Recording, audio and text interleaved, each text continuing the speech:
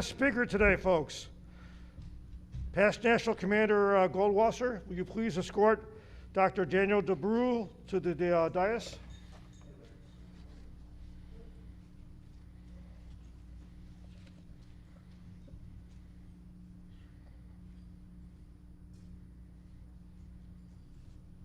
Commander, it's my pleasure to present to you in the body of our organization, Dr. Daniel DeBrule. DeBrule. Thank you. Doctor, please come up on the dais. A little bit about the doctor, folks. Dr. Daniel DeBrule earned a PhD in clinical psychology from the University of Southern Mississippi and completed his internship and residency at the New Orleans VA Medical Center and University of Mississippi Medical Center in Jackson, Virginia. After being displaced from the New Orleans VA in 2005 by Katrina, I almost came down here for that, I remember that. His clinical experience entails VA hospitals, university clinics, medical centers, community mental health, and private practice. He was an assistant professor at Indiana University in South Bend, where he regularly taught abnormal psychology, senior clinical research, social psychology, and a rare semester-long course in suicide and depression. He served as a lab director of Indiana University South Bend Suicide Research Team and project director of the Alice Swarm Trust Endowment, which involved undergraduate mentoring, coordinating training programs, and initiating community projects to enhance mental health and suicide prevention in the Michigan area. He has delivered lectures at NASA, Notre Dame University, Rice University, Baylor College of Medicine, the Merrill MD Anderson, did I say that right? What is? MD Anderson, Aetna Corporation, and has been a keynote speaker at various state suicide conferences. He was awarded the Early Career Psychologist Recognition by Indiana Psychological Association in 2013 and the Presidential Merit Distinction by the American Psychological Association for his workshop on integrated care, presented at the APA Annual Conference in 2016. Dr. DeBrule is a faculty member of the National Suicidology Training Center and regularly offers national VHA webinars on topics related to suicide prevention, grief after suicide, health psychology, and post-traumatic growth. Dr. DeBrule was the health behavior coordinator at the Houston VA Medical Center for 7 years, where he coordinated health promotion programs such as MOVE, wellness initiatives, and managed training programs such as motivational interviewing for doctors and nurses in primary care. He currently works at the Southeast Louisiana Veterans Healthcare System, you can also say New Orleans VA Medical Center, as a suicide prevention coordinator telework from Houston, and is a faculty member of the National Suicidology Training Center. He also regularly supervises and mentors grad students, interns, and postgrads, serves as a faculty member at the Baylor College of Medicine, and works as a consultant and private practice therapist in the Houston community. Now, one last thing before I close here with my introduction. As you know, suicide hit my family hard. It's something that it was my pet project for the year when I spoke to Congress. And it's something that we as an organization may be able to help others with, to prevent it and to help families that have experienced it. Doctor, thank you. Thank you.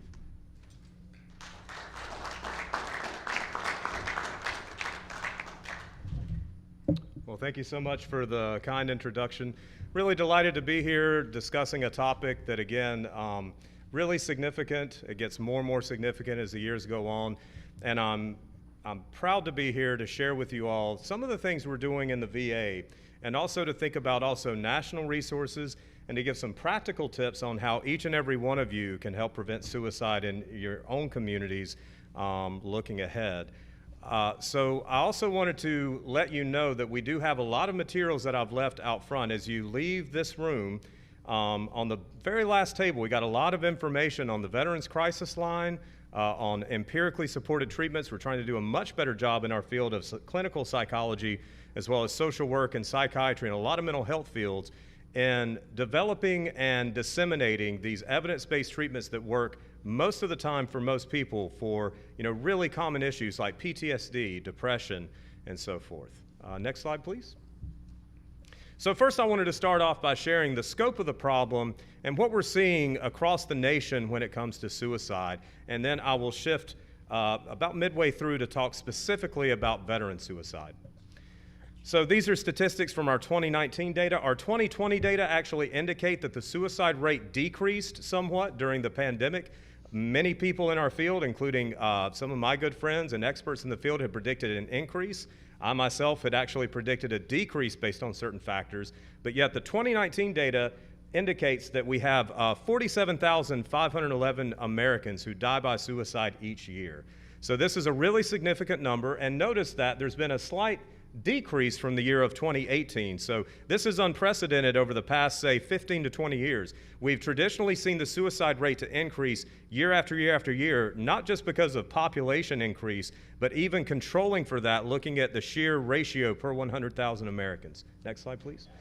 We've also got suicide being one of the top 10 causes of death in the United States. We're probably not surprised to see things like cancer and heart disease being number one, but notice one thing I was really fascinated by was that we have Alzheimer's, diabetes, and these other issues checking in the top 10 as well. However, we could argue that while there's a lot of different preventative measures we could take to offset things like cardiovascular disease and diabetes, suicide remains one of the most heavily preventable causes of death in the United States.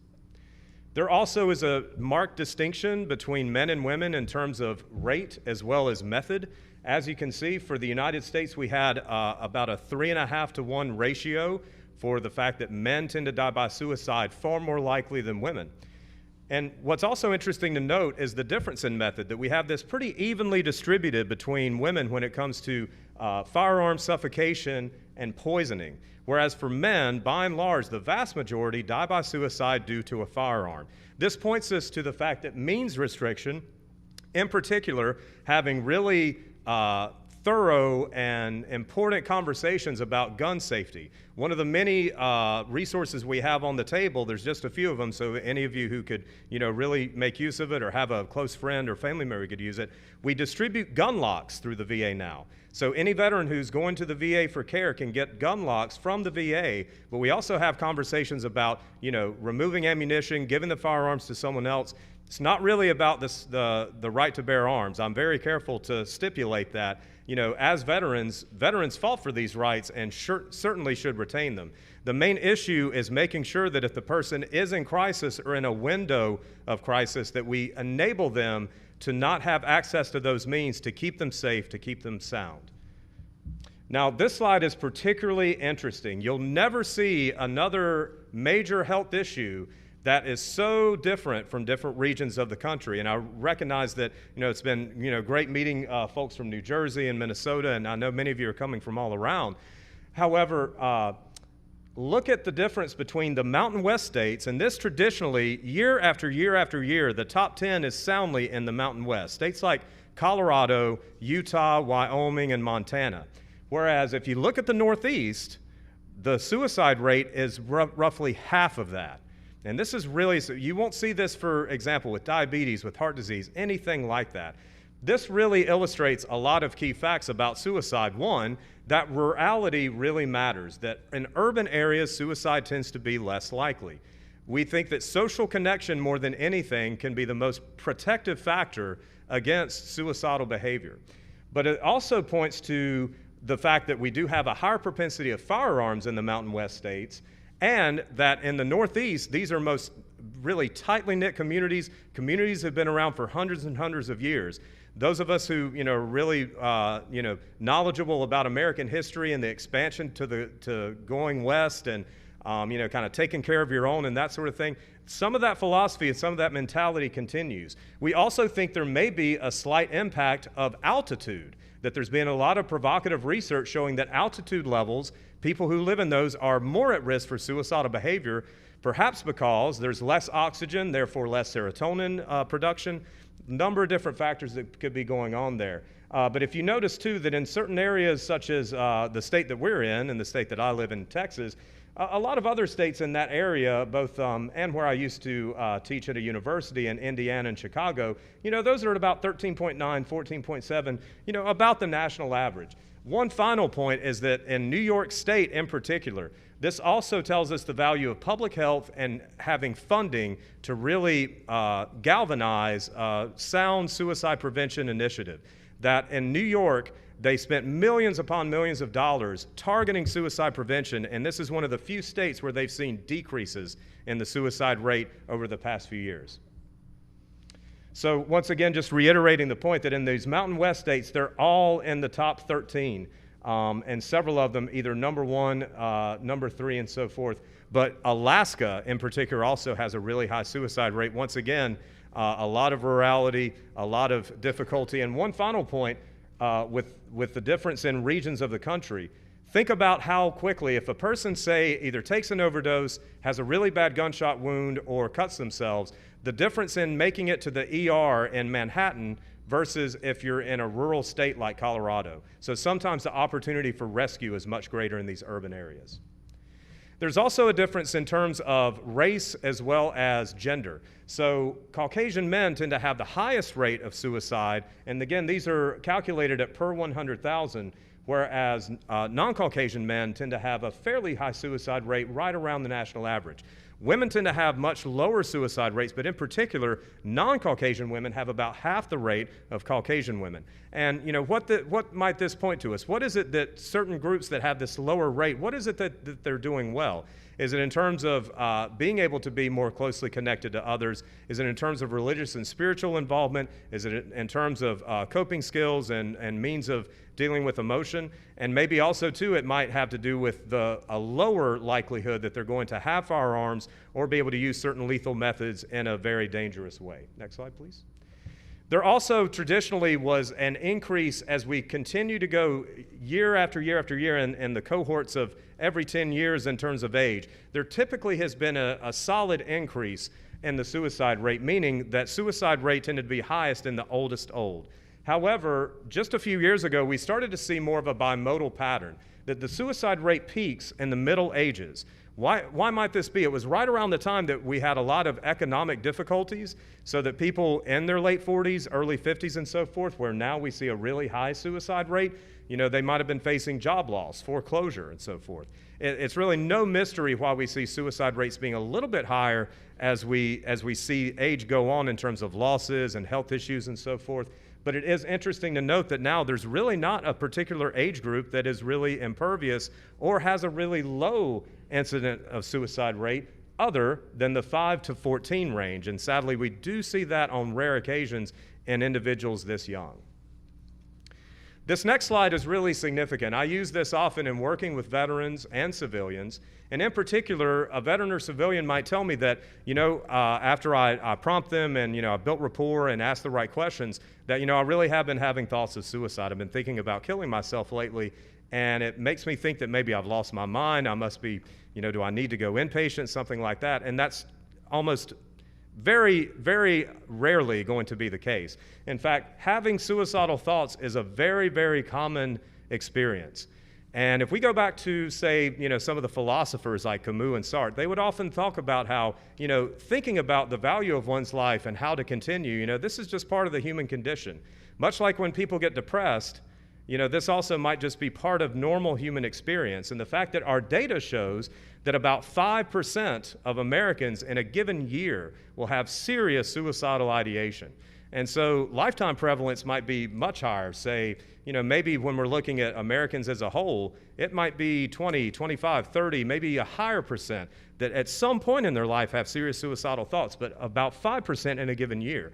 So when I have a veteran tell me that and how discombobulating it might be for them, I just remind them that, you're not alone. This is something that, over 10 million Americans face in a given year. I would also argue that there is some understanding that maybe this figure is a little bit of an underestimate, that even on surveys, because suicide can be such a taboo topic, unfortunately, they might be underreporting the incidence of that. When we look at those that made a plan, that's about 1/3 of adults that actually make a plan, and about 1.4 million adults actually attempt suicide. But notice, there's a really big difference between 1.4 million that attempt and the 47,000 that we lose that die by suicide.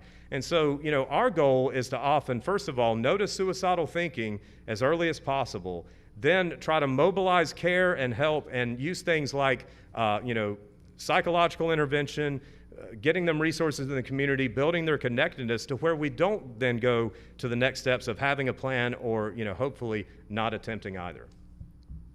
Now, in terms of veteran suicides, we see a little bit of difference here in terms of the age range. Notice that younger veterans are by far more likely to die by suicide than their older counterparts. But we see a little bit of the same trend for men as for women.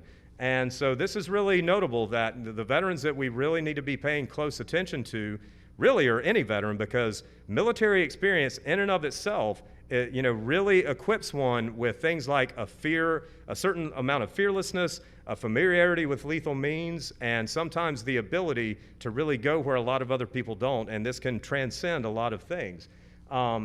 We also see that by method, the vast majority are by firearm. This is true not just for men, but for women, unlike in the national sample. And so we see this in our state of Louisiana. We're the sportsman's paradise. That's our state slogan. So firearms are very common. Many people love to hunt, and many people have rifles, if not handguns. And so in the state of Louisiana, this statistic is even higher. Up to 85% of veterans who die by suicide in the state of Louisiana are due to a firearm. So once again, just points us in the direction that if we really enact solid lethal means restrictions and ways to prevent, to create time and space between a veteran with suicidal thoughts and their firearm, we're doing one of the best methods of prevention that we know. Just a little bit on the state rates. Notice that once again we see some of the higher concentrations in the Mountain West states. Once again, the New York State, very low. So it's interesting that their public health campaigns have been helpful for veterans as well as for civilians. So these slides are compliments of one of my former colleagues, Dr. John McIntosh, as well as a student in the Indiana University South Bend Research Lab, Dr. Chris Drapeau. And now I transition into what we're doing in the VA and a little bit about practical tips that you all can use in helping to prevent suicide for those that you care about. So first of all, we call these anchors of hope. This is data that our national office has pulled that estimates the amount of lives saved and the amount of changes that we've seen based on all of the public health service and all of the different interventions in VA care that we provide. That in 2018, that 91 veterans who may have otherwise died by suicide are alive, and 146 of them with anxiety, 36 of them suffering from mental health and substance abuse disorder, 13 women veterans, which is actually a small group that has seen increases in the past few years, so we're really paying attention to that, and 56 veterans who sought VHA care. So, you compile this and we have hundreds and hundreds of veterans that were able to be saved. But again, we're also very mindful of the ones that we unfortunately were not able to save, and we do see a difference. So we've all heard the statistic, 22 per day. The real numbers, the real statistics tend to be about 17 to 18 veterans die by suicide each day. About 70% of them are not engaged in VA care whatsoever. 30% are. I'm here to tell you that the VA has a lot of issues and a lot of, those of us who are staff at the VA, we try to navigate these just as well as our veterans. But what we're seeing from the data is that those that are engaged in care tend to have much lower suicide rates, because about half of veterans opt for VA care, half do not. One point I also want to make along those lines is that any veteran who chooses not to be involved in VA care, we understand and respect that, and we do our best to connect them to community resources. Maybe they'd like to go to community mental health. Maybe they'd like to go to giveanhour.org, which is where therapists like myself have signed up to give free therapy for veterans. So we do try to meet the veterans' needs regardless of their preference. So one thing that makes suicide such a difficult topic to understand, study, and treat is it may be one of the most complex human behaviors of all. Suicide is a complex issue with no single cause, and often is the result of a perfect storm. In many cases where we see individuals who either are thinking about suicide, acting on suicidal thoughts, or die by suicide, we usually see a combination of what we call proximal and distal factors. So the proximal factors may be things that have occurred in the past week or two, whereas the distal factors may be things like, ongoing substance abuse problems. It could be due to, trauma faced earlier in life. It could be due to a lifelong battle with depression. It could be maybe medical issues that happened years ago that the person continues to battle. And what we also try to do is we consider risk factors and some of the items I just mentioned and how this might indicate whether a veteran is at high, intermediate, or low risk for suicide, and balance that out with protective factors. So we also want to keep in mind, what about veterans who are really close with their family, they have a service animal, they go to temple, mass, church often, they have really good coping skills, they exercise every day. How do we look at the relative formulation of these risk factors and protective factors? This is one of our toughest jobs as clinicians. And this just gives you an idea of some of the risk factors and protective factors, as I mentioned. Legal challenges are something we really hone in on. This we often see in veterans who call our crisis line and who have issues. I say maybe about 20% or more of the calls that I field as we follow up on the veterans who call the crisis line, they're due to homelessness issues. That's another really common risk factor we see in the veteran population. But we also want to think about, again, access to lethal means, one of the key things that separates those Mountain West states from other states, but also thinking about, problem solving, having a mission or purpose, as well as, having a good job and so forth, social and emotional well-being overall, how these can help protect a given individual from suicide. And the bottom line is suicide is highly preventable. Okay, so for the next few minutes, just wanted to talk a little bit about common myths versus realities. So one thing that you may have heard is that when a person talks about suicide, we shouldn't be worried about them. We should be worried about the person who is keeping that to themselves. There might be a certain shred of truth to that. However, no matter how the veteran or civilian says this, the individuals that talk about suicide are the most likely to act upon it. So typically when we look at a sample, and research studies have proven time and time again, that the individuals who die by suicide, the vast majority, have talked about this to multiple people on multiple occasions. So we really want to pay close attention to people who are talking about suicide. Now, there's also the notion that the only person that could help is someone like myself with expertise and experience in treating suicidal individuals.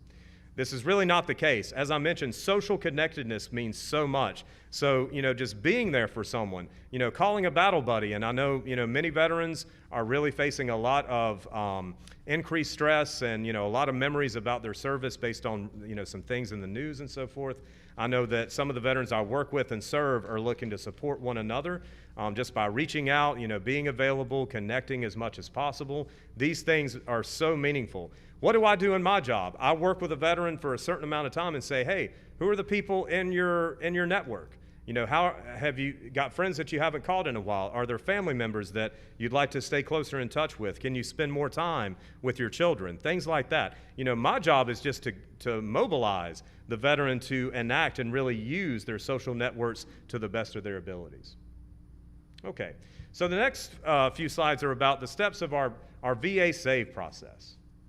So VA SAVE is just an acronym to help individuals to show care and compassion if you encounter a veteran in a suicidal crisis. The first is noticing the signs of suicidal thinking. Second is asking that really important question, validating the veteran's experience, and then encouraging treatment and expedite them in getting care. So what are some of the major signs of suicidal thinking? Hopelessness is one. Another one not mentioned is burdensomeness, if the individual feels like they're a burden upon others around them. Anxiety, agitation, sleeplessness. When we look at individuals who are on inpatient units, agitation is often one of the key risk factors we try to control. Feeling like there's no reason to live or not having a purpose, sometimes increases in rage and anger, engaging in risky activities without thinking, increase in alcohol and drug use, and then withdrawing from family and friends.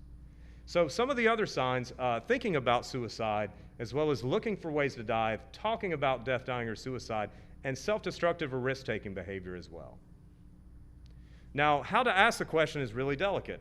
It can be very straightforward. We just recommend, are you thinking about killing yourself? Not, are you thinking about harming yourself, or have you ever thought of suicide? And again, because it's such a taboo topic, a lot of people like to dance around it. We recommend being just very direct. Have you been having thoughts about killing yourself? So, do ask the question if you've seen the warning signs, and, try your best to make it flow into the natural conversation. But we really don't recommend for, obviously, our clinicians or others to wait until the end of the session or wait till your conversation is winding down to ask this, because, this is something you want to give the person a lot of space for. They might have a lot to share with you. And, trying not to ask the question like, well, now you're not thinking about suicide, are you? So that it almost leads them into saying no, and they might be telling us what we want to hear versus what's real. Validating the veteran's experience, just again, normalizing that this can be part of the human condition. And those of you who are veterans, all of you, you can probably understand and relate that, so many things that can happen during military service and during training. And recognizing that this is a serious issue. This is something to really, approach and deal with as much as possible. And reassuring the individual that there is help available. There's a lot of different ways we can mobilize care. One of the best ways to do this, and I want to be candid too in saying that all the time I get calls not from the veteran themselves, but from a third party. It could be a significant other, it could be a father, it could be a sister, it could be a child, it could be a roommate, it could be a good friend. So anytime you're concerned about an individual, dial 1-800-273-TALK, which is also 8255, 1-800-273-TALK. I really invite each and every one of you to make sure that you have this number available in your phone, and just in case it comes up, because, and maybe you just want some tips. Maybe you're just curious. I've got a friend I'm worried about. I'm not sure really what I should do with them. The crisis line will guide you through that. In other cases, a lot of the crisis line consults that I get that come my way have gotten to a point to where we need intervention, and we need to find a way to get the person either into the hospital or evaluated so that they can get outpatient treatment. So the crisis line definitely offers that as well. So if you think someone is suicidal, definitely don't keep things a secret. Try to have open discussion about it. Do not leave them alone. It's really important that you maintain a one-to-one with them, and keep them in your presence as much as possible. And then trying to get the person to seek immediate help from his or her doctor or the nearest emergency room. Calling 911 is also always an option for any veteran or anyone who's concerned about a veteran or civilian. Other tips on talking with a veteran who is at risk for suicide: just remaining calm, trying to step back, give space. Even after they've said something, maybe they need a little bit more time to think. Now, there is another myth that all suicides happen because of depression or mood disorder. That's not the case. But the vast majority do seem to be related to something along those lines. So if the person is depressed and their thinking is a little bit slower, give them a little bit more space, a little bit more time. This could be true also if they're simply stressed or have some type of other, issue that they're really contemplating. Maintaining eye contact as much as possible, maintaining that confidence, and not arguing, but just using the open body language and limiting the questions so that the veteran can talk as much as possible. And then, being as supportive and hopeful as you can be, as well as being honest with them, that, hey, we might not solve this overnight, right? But I'm willing to stick with you. I'm willing to do everything I can to eradicate it over time, to give you the help that you need to see that there's a much better way that we could go. Now, what if you happen to get a call, or maybe you're concerned you get a call in the middle of the night from one of your friends you served with? Keep the caller on the line. Keep your friend on the line as much as possible. Again, just remain calm. Try to make sure you know how to get back in touch with them, which you probably will have overall. And then there's other ways that you can connect them to the Veterans Crisis Line. And sometimes the Veterans Crisis Line will do follow-up calls with that particular veteran. So a number of ways you can mobilize that. So again, these are the tips for SAVE. Recognizing the warning signs and risk factors, asking the question, validating their experience, and expediting and encouraging treatment. Okay, now I have a couple of more slides, and then we'll have time for a Q&A. There also is VA Safe training. If you go to, this is actually on YouTube, or if you go to Psych Armor Institute. So any of you would like to share this training, if you're ever in a community setting, I've given this same kind of training to, Rotaries and the library and, small groups, large groups, and so forth. It's a 25-minute course that will kind of show you some of the same tools and techniques that you can be glad to share with other individuals. And again, I can't emphasize enough the value of the crisis line. The one nuance here is that to get connected to the Veterans Crisis Line, the individual caller has to press 1 after calling 1-800-273-8255. And again, it's for friends, family members, service members, veterans, anyone and everyone who's concerned about a veteran. Now, if you look at the evolution of the crisis line, notice that it came into existence about over a decade ago, and then over time they added some other features like chat, and then now a text line and so forth, and they've opened up 2 new call centers. It used to be that the only call center for the Veterans Crisis Line was in Canandaigua, New York. Now we have one in Atlanta, and I think they may have even opened a second one near the one in Canandaigua. So in a given year, we have 5 million calls and a lot of texts, chats, and so forth, and about 900,000 referrals and over 170,000 dispatches. And one thing that I'm proud to say is that it's not just the civilian rate of suicide that's been decreasing, it's also the veteran suicide rate. And I would attribute at least a certain significant portion of that to having this great resource and to so many VA staff and clinicians like myself who follow up on that, and first and foremost, the individuals who were either concerned about a veteran or a veteran themselves and took that leap of faith and made that call, which I can understand. And I always, whenever I'm on the phone with a caller, I really praise them. I know it's a difficult step to take, but also one of the most vital and literally can be life-saving. There's also a safety plan. This is really a step-by-step guide of what people can do in terms of their coping skills, people they can call, places they can go, emergency resources they can access. This can be found on PTSD Coach. PTSD Coach offers a lot of relaxation techniques and other helpful resources. And so if you go to the top left corner, you can also see the safety plan. And then this way, the veteran will have this ready in their phone. We usually hand off a paper copy and a veteran comes in person. But we know where that might lead. It could get lost in the laundry or end up in the trash or something like that. But if it's on the phone, then usually most people are going to have that ready and available anytime. There's also a COVID Coach app as well. Now this for anybody kind of dealing with stress related to the pandemic. This is one of the many resources that the VA had created for this purpose. We also have other tools. I've talked a lot about means restriction. We not only want to prevent firearms, but other things that the individual could use for some type of attempt. It could be blades, it could be stockpiled medication, it could be poisons. If we can just remove all the primary means of that could be lethal, we're doing a really good job here in having that conversation with them or working with them to actually remove it. I know sometimes, for example, with if a teenager in the home has attempted, keeping the medications in a locked box, for example. So just taking various steps to ensure safety in the home. There's also this notion of a hope box. A hope box is all the things that the individual finds, gives them a sense of hope, a sense of pride. It could be for a lot of veterans, maybe some of the medals that they've earned during their service.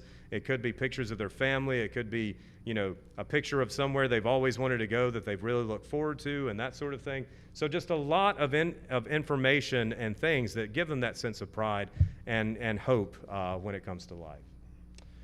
Okay, so feel free to email me if you have any follow-up information. This is also our SBC team leader here in New Orleans, Dr. Hill, but I can be reached at daniel.debrule@va.gov, and we're glad to field any questions if you have them.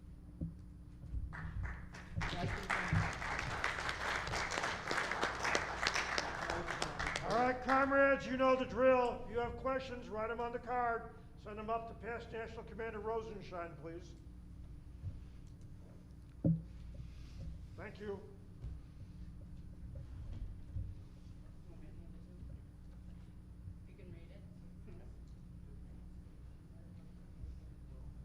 And to use a little Yiddish, remember your Menschlichkeit.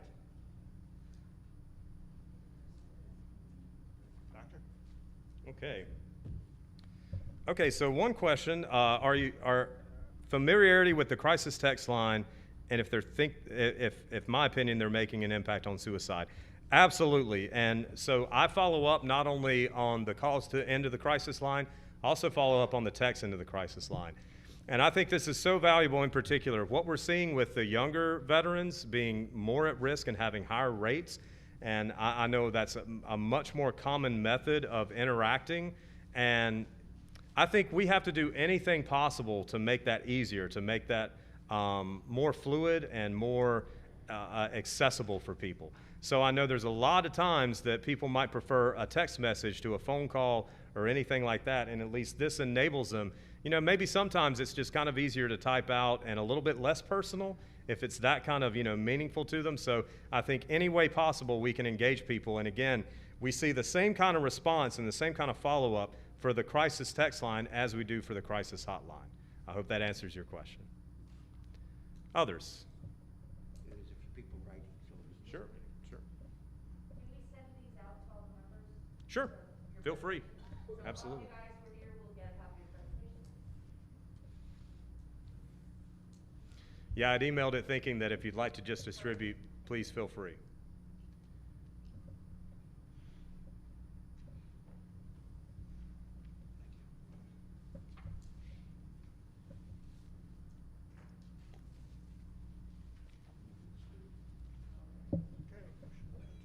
Okay. Okay, so this question is about the current situation in Afghanistan and the increase in suicide risk. It's a tough one. Being able to predict something like this is kind of like whenever we see hurricanes, and this is, again, a topic near and dear to us here in Louisiana, and those of us like myself who were displaced by Katrina.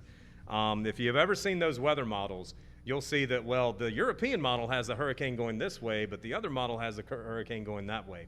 And I think despite whatever calculations or predictions we're going to have, I do know that some of the current news and the current situation we're seeing, it's going to lead to increased stress, and it's going to, possibly have impacts on, things like depression, anxiety, PTSD, possibly substance abuse as well.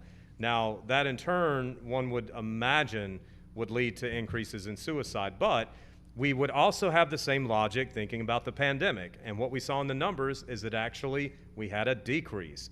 So I think one key factor here is discrepancy.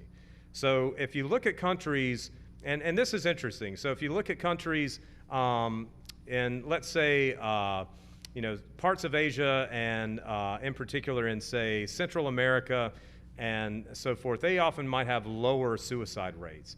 And in a lot of these countries, let's say, a country like Costa Rica or somewhere like that, the income gap is not too high. When we have a gap of income from, the very, very well-to-do and the people that are struggling, that's when we see increases in suicidality. This actually goes back to decades and decades ago.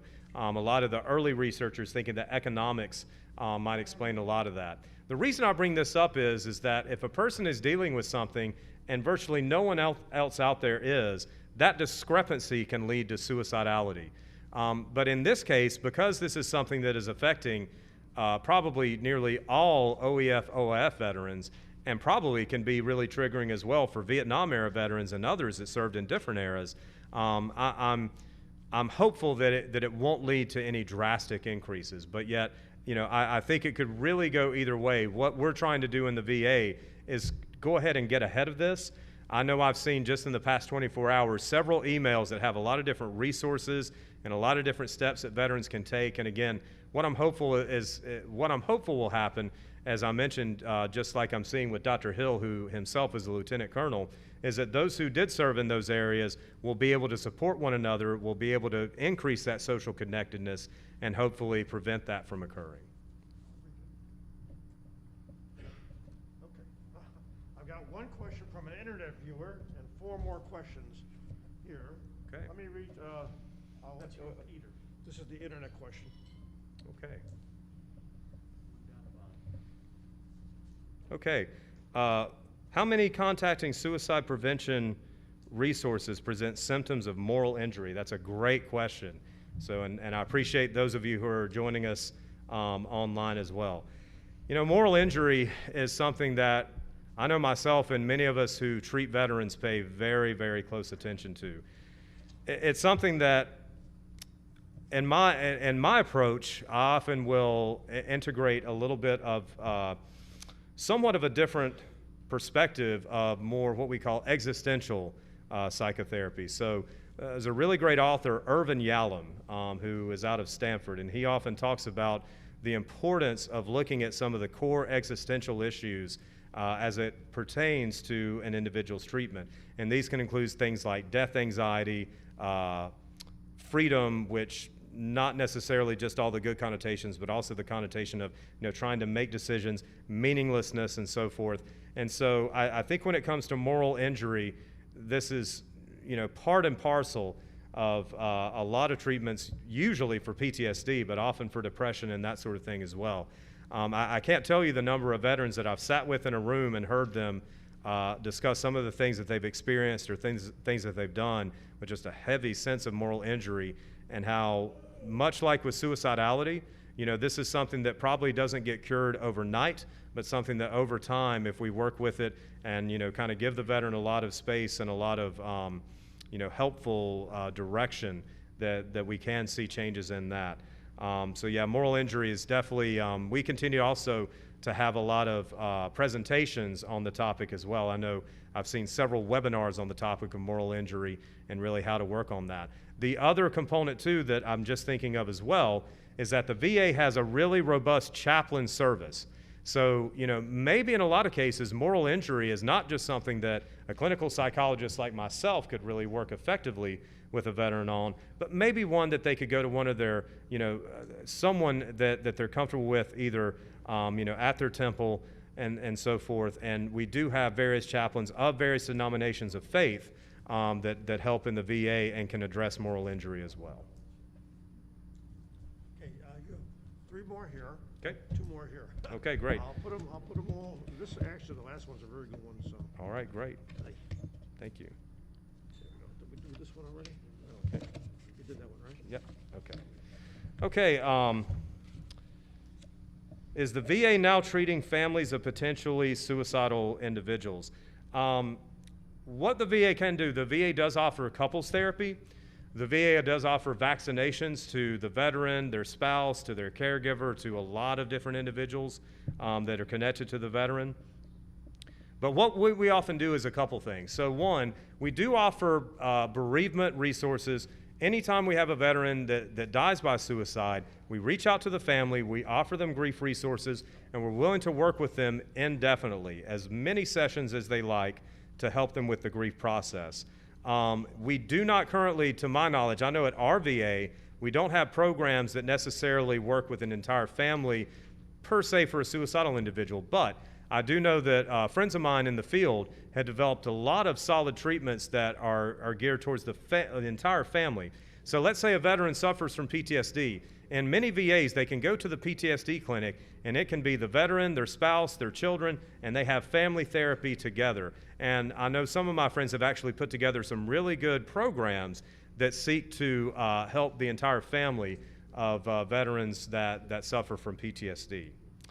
The next question is speaking about the Governor's Challenge. So, unfortunately, Dr. Hill and my colleague Lori Guillory are the ones that handle that program in our VA. What we're mostly trying to do with the Governor's Challenge is just to, streamline and standardize a lot of our care to really connect more with the community. One thing that VA is trying to do a much better job at is interfacing with the community so that we know what's going on in different sectors, so that we can attract veterans who may not be involved in VA care, and that, let's say, if a veteran is either really struggling, or we're looking at the number of suicide attempts per year, we don't just want those in our facility. We want to know, what about over at Ochsner? What about over at Toro Center? What about over at Our Lady of the Lakes here in Louisiana? We want to know all of this data to be able to have the most informed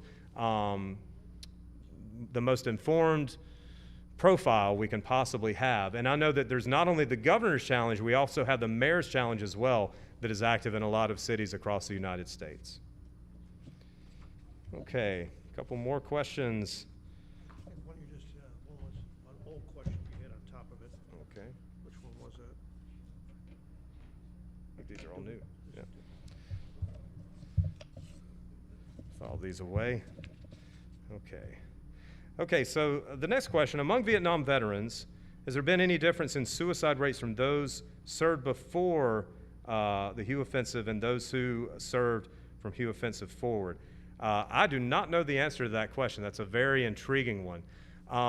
What I can say is that we typically do see, again, just a decrease in suicide rates overall. Just over the past couple of years, you know, and for the vast majority of questions, you know, my colleagues and I tend to specialize in these kind of statistics. I'm not sure if that analysis has been run, but I will actually ask the national office. That's a really good question about you know, that particular event in Vietnam War, if that had a difference in the trends. Is there a relationship between our programs and programs run on active duty posts? So DoD and VA also are trying to interface much more. Surprisingly, we have different systems. One of the new things that we're looking at in VA is now adopting the record system that DoD has. So Cerner is going to replace our current record system called CPRS in the next year or two. And actually, I think they had planned to release it, you know, recently, but yet they pushed that back a little bit. So, and I do know that we're also pretty active that, for example, we often do outreach events. And this is actually great for me because, you know, of all the outreach events I enjoy doing, it's always a pleasure to, you know, do one like this where I'm speaking to people from nationwide who, you know, I'm hopeful will go back to, you know, your cities and your towns and, you know, be able to use this information and help those around you. But whenever we do these 5 outreach events, some of them might be done at the Navy base, at the Army base. So yeah, we're really interfacing more with DoD. We have maybe a different way of doing it, and maybe we have, you know, maybe a more kind of a more comprehensive set of care because of the nature of the veterans that we're seeing who are no longer serving. But it is very similar. What I will say is that, you know, a key difference between the kind of work I do and a psychologist who's working in active duty is that the active duty psychologist boss is, you know, whoever's in command. That, you know, there's often limits of confidentiality in the DoD that we do not have in the VA, so that everything and almost anything that we're discussing in the VA stays confidential. Next question, there are some of you who are still serving. What can we do to enhance the package training that we're responsible to conduct yearly? That really depends on the type of training you're offering. And, you know, what I've offered today, I knew I had just about 30 minutes, so I tried to provide, you know, maybe some of the high points. I always like to provide those statistics just to have a context. I really encourage whoever had written this question, if you'd like to email me and show me a little bit about your training. This is something I've specialized in many years and have trained people all across the country. I'll be glad to take a look and, you know, offer some feedback about how to make the training a little bit more effective. I think overall, though, what we want to target is, again, just practical steps, practical resources, as well as one of the biggest things I would say is that I wish the, you know, that the, you know, a typical American would know is that we have so many of these evidence-based treatments. I'll give, for example, PTSD. For something as profound, and I mean, you know, I've worked with Vietnam-era veterans who said, you know, this has racked my life for 30, 40 years. And they can come in and talk with someone like myself. We do an initial assessment. I might have a couple sessions with them to build rapport, give them a lot of good coping skills. Then we might do one of 4 empirically supported treatments. The first is called cognitive processing therapy, where the veteran often will write out the main event, the main trauma that they went through.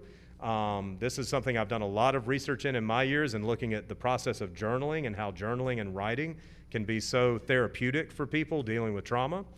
And they do that for a couple of sessions, and every time that they can't continue to write, we have them notch it. This is called a stuck point. So whenever the intensity and the details get really difficult, we ask them to denote that so that then we can talk further and kind of really help to resolve some of these stuck points. We then spend future sessions talking about how that trauma changed the view of themselves, the view of the world, the view of other people, and how we can integrate that into a more adaptive framework.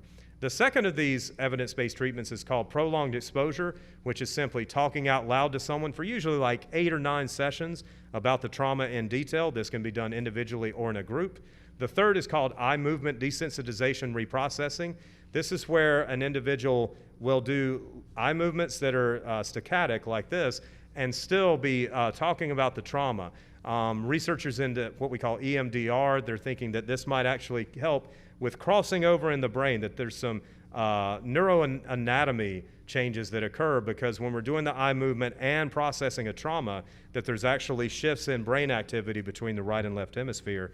And the fourth is called WET, written exposure therapy, and this is just that journaling component without some of the subsequent components of cognitive processing therapy. So that would be one of my main recommendations, is informing the people that you're training that there are literally so many treatments out there for depression, PTSD, anxiety, and so forth. I mean, we have some specific to panic attacks, we have many specific to depression, some specific to chronic pain, really intriguing treatments like ACT, acceptance and commitment therapy, which focuses on values and kind of has a little bit of Eastern philosophy to it. So a number of different treatments that can be done. And okay, the one of the final questions, I believe.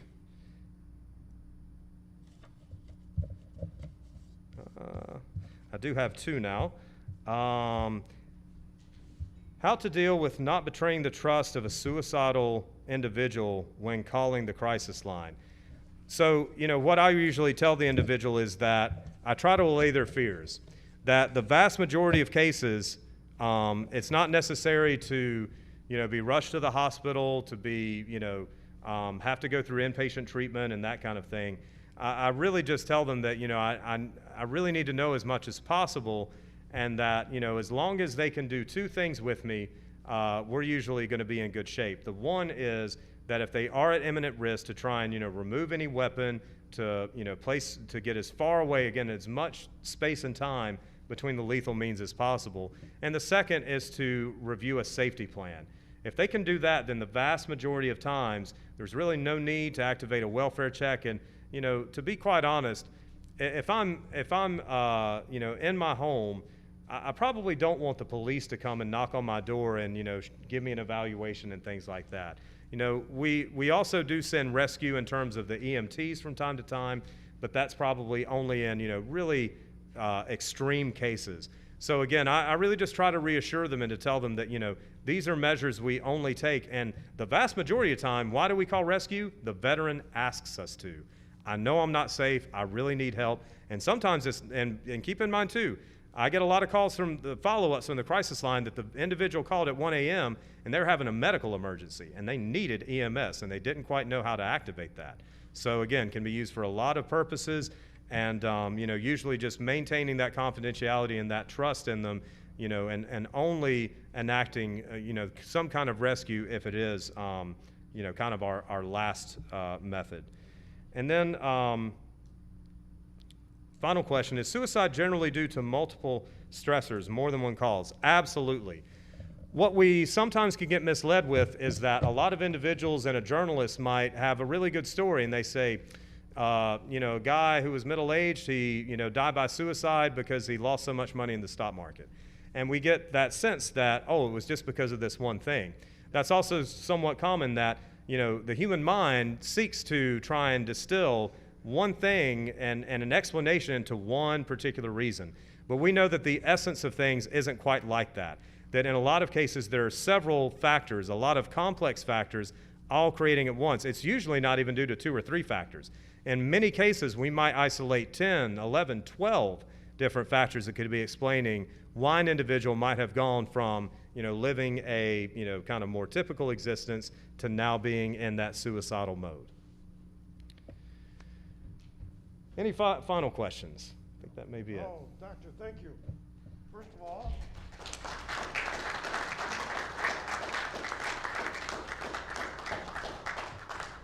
yes, thank you. In your honor, we have made a donation to the National Museum of American Military Jewish History. Got it? That's fantastic. Thank you. And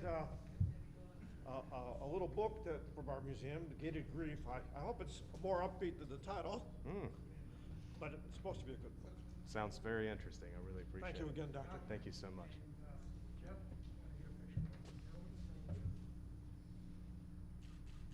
Thank you, sir. Ed, you want to escort us back up? Thank you all so much. I've really enjoyed being here. And again, if I can be of help, please reach out. Thank you.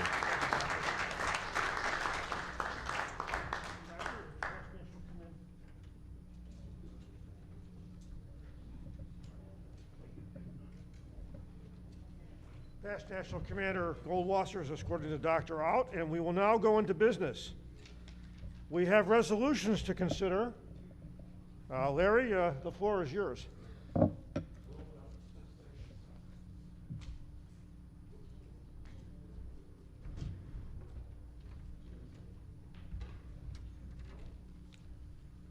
Thank you, Commander. First, let me say it's been an honor to stand in for past National Commander Mike Berman while he's recovering, and I hope he has a speedy and full recovery. Yeah, I know.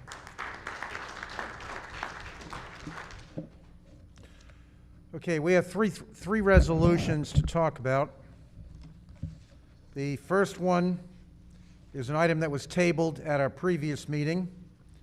It has to do with stopping the deportation of veterans and misdemeanors. Okay, this one deals with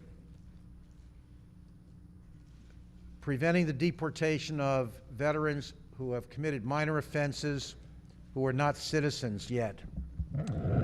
And further research, we tabled this the other day for further research, and I have found that there are 3 pieces of legislation currently in the U.S. House dealing with this.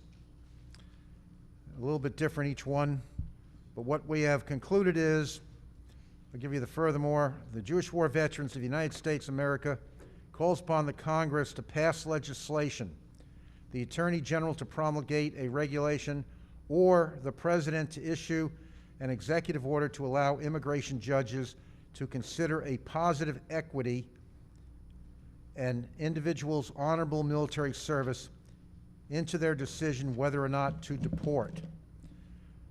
Positive equity, oh, never mind, I'm sorry, that was just a duplication. Okay, so that is the resolution.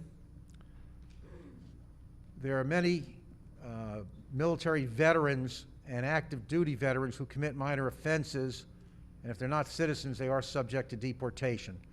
So the short is we are looking to intercede and not have them deported because of their honorable service. I'll open this to any discussion on this. Okay, hearing none, we'll call the vote. All those in favor of passing this resolution, so signify. Okay, thank you. Any opposed? Resolution passes. Thank you.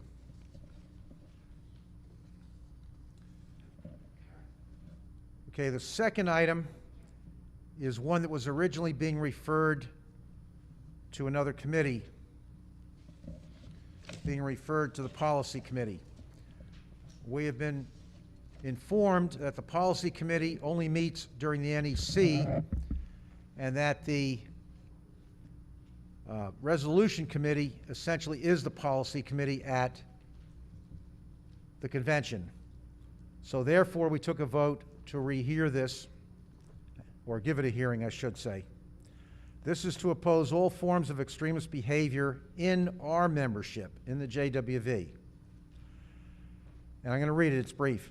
Whereas for decades, domestic extremists have flaunted ties to the U.S. military, seeking to claim the status, credibility, and effective tactical training that military service entails. Whereas the incidence of veterans associated with this extremist behavior has dramatically increased over the past few years. Therefore, be it resolved that the Jewish War Veterans of the United States, as stated in our Constitution, we unequivocally reaffirm that our members must not actively advocate supremacist, extremist, anti-Semitic, or criminal gang doctrine, ideology, or causes including those that advance, encourage, or advocate illegal discrimination based on race, creed, color, sex, religion, ethnicity, or national origin, or those that advance, encourage, or advocate the use of force, violence, or criminal activity, or otherwise advance efforts to deprive individuals of their civil rights. So in essence, this is a reaffirmation of what's in our Constitution, and the conclusion of the committee is that we would like this to go out internally, just as a reminder that this type of behavior is unacceptable within the JWV. Any discussion?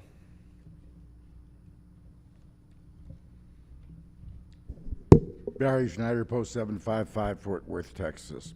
As we discussed yesterday, this is a policy issue. If it goes out, it's just information and requires no action by the resolution committee to do this.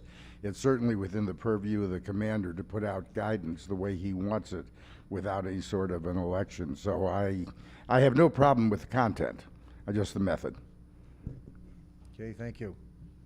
Anyone else?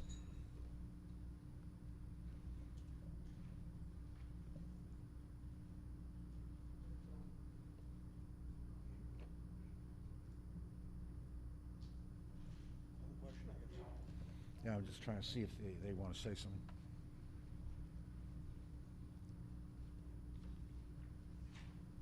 Pansy Berman, did you want to say anything about this?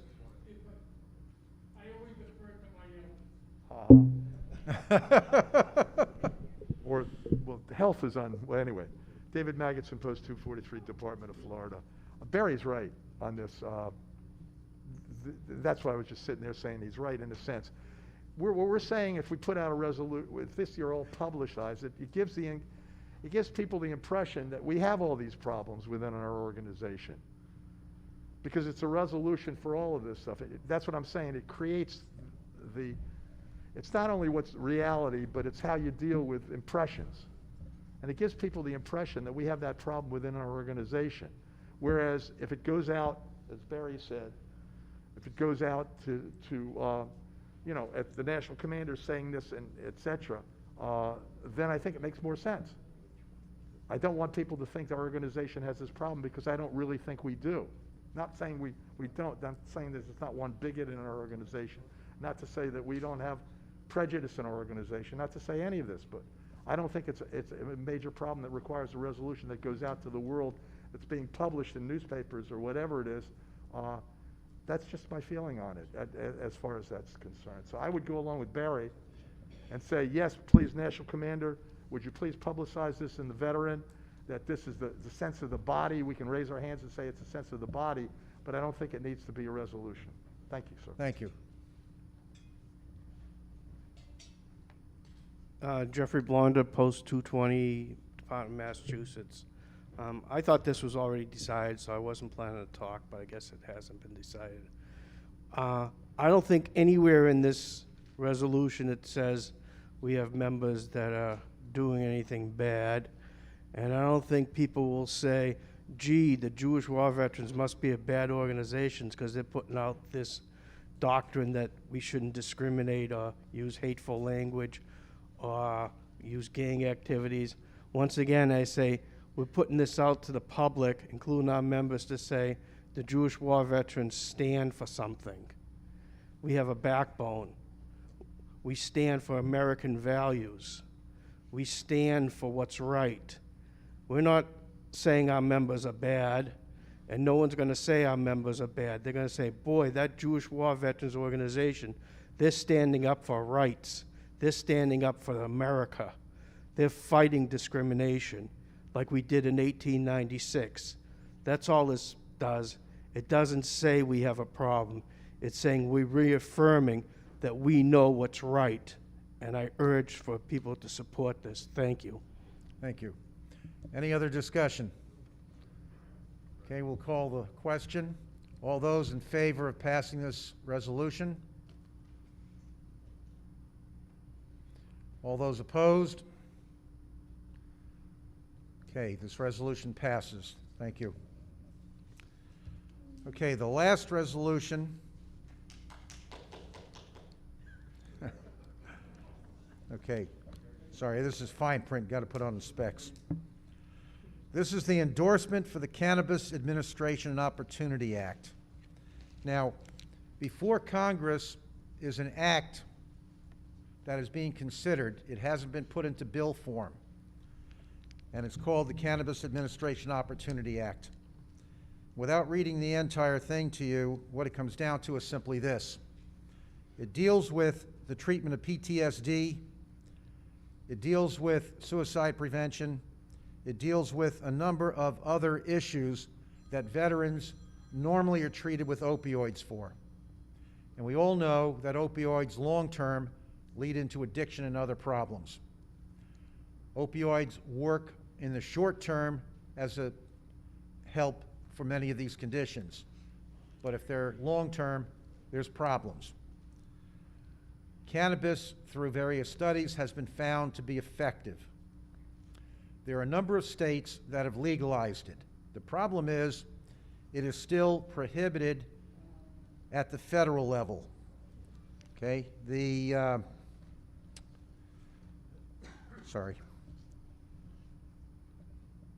is considered a controlled substance, and the Attorney General would have to remove it from the list under the Controlled Substance Act and turn the authority back over to the states to legalize it or not to legalize it.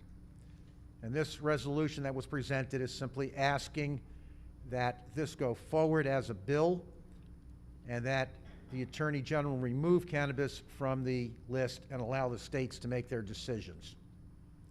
So at this point, I'll open for discussion.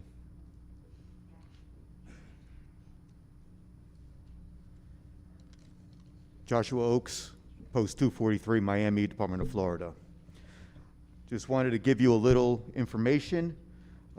If you have not read the resolution, this may help with easing your concerns regarding our support for the resolution. To date, the adult use of cannabis is legal in 18 states, the District of Columbia, the Commonwealth of the Northern Mariana Islands, and Guam, and 37 states, the District of Columbia, Puerto Rico, Guam, and the U.S. Virgin Islands, have advanced laws to allow medical cannabis, with nearly all Americans living in a state where some form of cannabis is legal. Today, more than 90% of Americans believe cannabis should be legal either for adult or medical use. The bill automatically expunges federal nonviolent marijuana crimes and allows an individual currently serving time in prison for nonviolent marijuana crimes to petition a court for resentencing. Regulatory responsibility will be moved from the Drug Enforcement Agency to the Alcohol and Tobacco Tax and Trade Bureau, the ATF, as well as the Food and Drug Administration to protect public health. Sale will be restricted to individuals 21 years old or older, and no more than 10 ounces of cannabis or equivalent derivative is permitted for possession. How common is PTSD in veterans? We saw the presentation, and the statistics are listed in the resolution. The Center for Disease Control states more than 47,000 opioid overdose deaths just in 2017 alone. On average, more than 46 Americans die every day from prescription opioid overdoses. According to the VA, cannabis use has increased over the past decade in the general population. For veterans in 2014, 9% reported using. In 2019 to 2020, 11.9% reported using. And it was over 70% among veterans aged 18 to 44. So this resolution is not just, oh, we're going to try and help prevent suicides. We saw what the triggers are for suicides: anxiety, agitation, sleeplessness, stress, panic attacks. Most folks, I don't want to assume, but I would believe that the majority of the members here have partaken a dose of cannabis in some shape, form, or fashion, or know somebody that has. I didn't inhale. Did not inhale, that's okay. You might have ate it, it's okay. All these symptoms, the anxiety, agitation, are reduced with the taking of a cannabis in some shape, form, or fashion. And to address a concern about how this affects the DOD. This is going to pass, whether it's today or a year from now or 5 years from now. There's no way this train is going to stop. It's just a matter of when. How the DOD addresses this situation, we are concerned for our active duty service members, but we are a Jewish voice for veterans, and our veterans who use these substances deserve to be able to use without fear of retribution from the VA or anybody else. Thank you. Thank you. Do we have any other discussion? Yes, Mike. I hope my voice projects. If not, it's only a little sore. The reality is, and I'm going to a procedural question that was answered in the resolutions committee, but it needs to be addressed on the floor. We had a deadline of when resolutions were due. And the reason that was done, because we've been burnt in the past, with resolutions that had to be done that day, or else it would be a lost opportunity. And 6 days later, after convention, we found it was bogus. Here we are again, coming before the convention body, asking to waive the deadline. The commander can do that. On the other hand, we don't want the next group of commanders on the day before to be handed a slip of paper that says, here's the resolution, it's got to be passed. The reality is, this bill is not even a bill yet. It's a suggestion of what we would like Congress to do. So if we can go ahead and say to Congress, go ahead, draw the bill, and then we'll look at it, and then you got our permission ahead of time, is wrong, at least in my humble opinion. So either we have a deadline, or we don't have a deadline. And I know we're going to be cited the rules that say that it can be waived. That's not the question. It's not can it be waived. The question is, should it be waived? And on something that can come to the policy committee in 6 months when there's a real bill on the floor and a new Congress, then it's something we can look at. Thank you, Mr. Chairman. Okay, thank you. One second, let me just address the issue of the validity of bringing it. Within the Rules Committee, there is a provision for emergent situations to allow a resolution to come to the floor beyond the deadline. And in consultation with the National Commander, we felt this met that requirement. So it can be legally considered. Thank you. The first sentence of the therefore, the Jewish war veterans of the USA call upon the United States Senate to give bipartisan support and move for a companion bill in the House for the Cannabis Administration and Opportunity Act, which would remove cannabis from the Controlled Substances Act and direct the Attorney General to remove cannabis from the list under the Controlled Substances Act. This was published in the middle of July, a few weeks ago, after our department had our convention, and it's being done in September. They are going to start working on this bill in September. The Disabled American Veterans, IAVA, the Iraq-Afghanistan Veterans of America, the Minority Veterans of America, the VFW, they've all, in some shape, form, or fashion, agreed that veterans should have legal access to marijuana, to cannabis. I'm not trying to come up with something that is off-the-wall crazy, that is going to peg us as radicals. We have been late on this bus. I want to catch us up and show that at this time, at this place, that we support our veterans in their time of need. Thank you.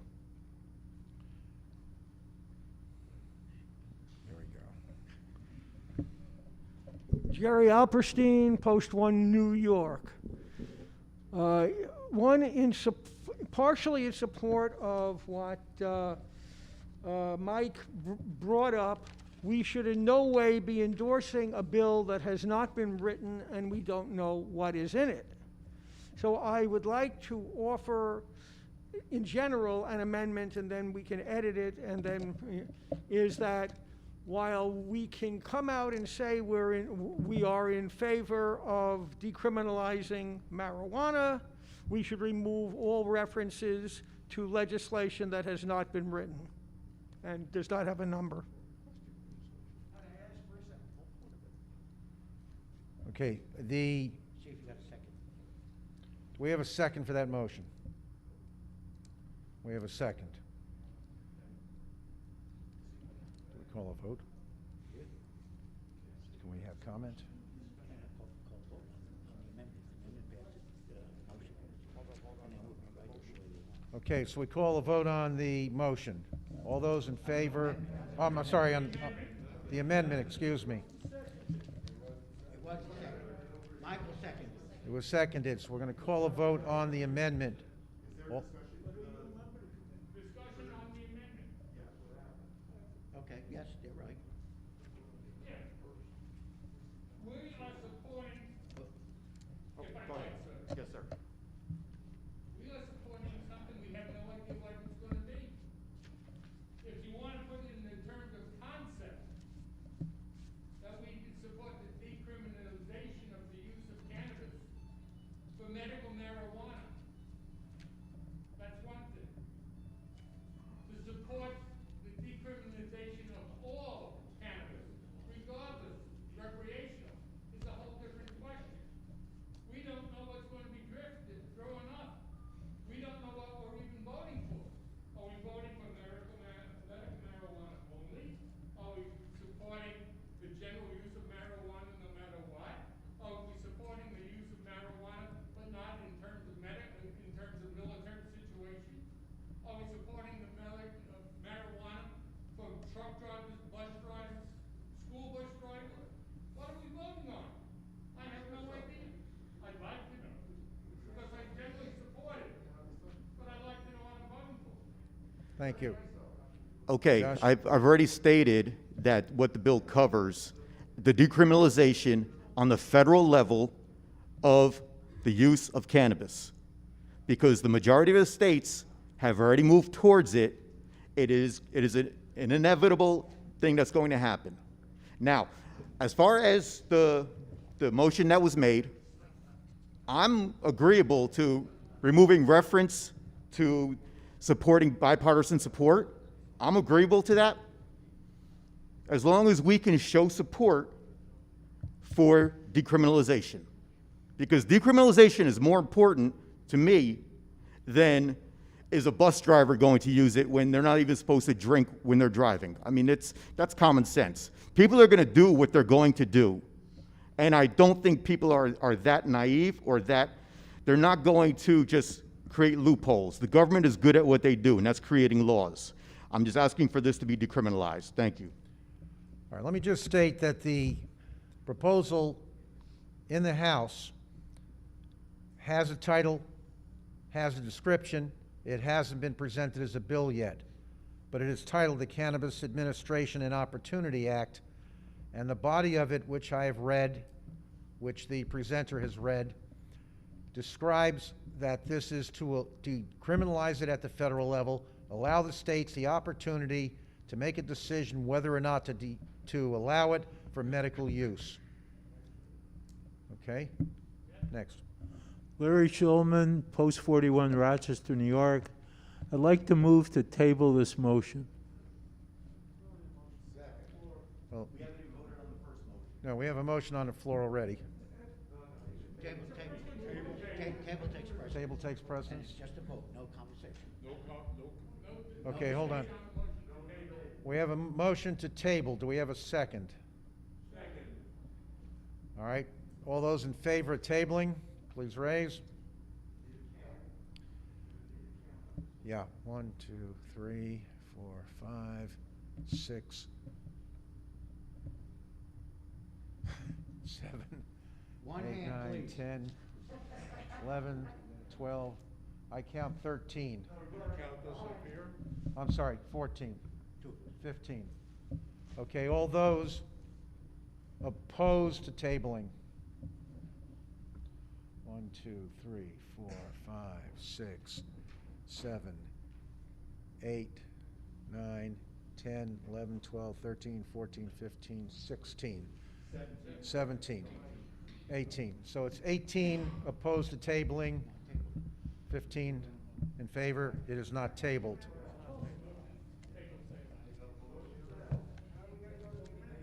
Okay.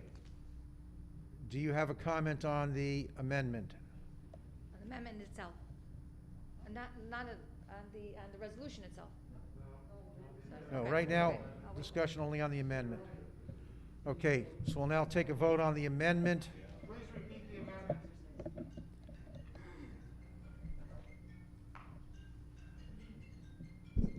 Please silence yourself. The amendment was, without specifying the exact words, that all references to the unwritten, unnumbered bill be removed so that the resolution would be in favor of the decriminalization of the use of cannabis. So the motion is to not refer to the act that is before the House and to only ask for the decriminalization at the federal level and to allow the states to have the opportunity to make decisions on whether or not to allow it. Yes.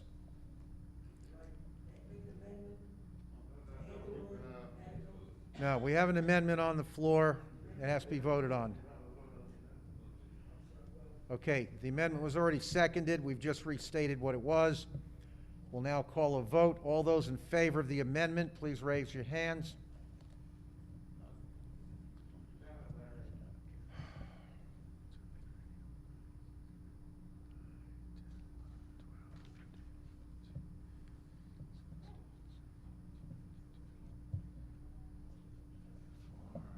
Six, I got 27. Okay, please put your hands down. All those opposed to the amendment? Okay, that's 2. It's 27 to 2. The amendment carries. It'll be reworded. Okay, now, Larry. yeah. Amendment passes, the motion carries. It carries automatically? Automatically. All right, so if the amendment passes, I'm told the motion automatically, resolution passes.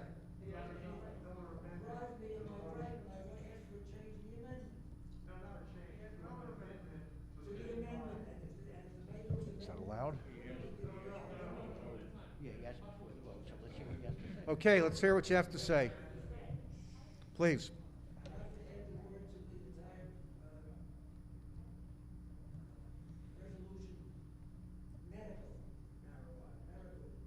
For medical purposes. Okay.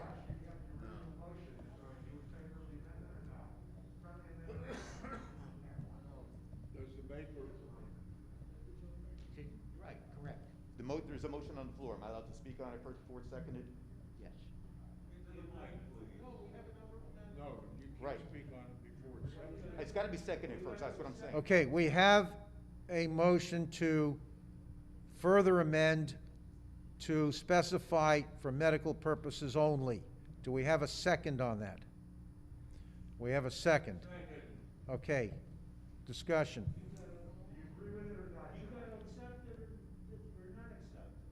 No, I get to speak on it first.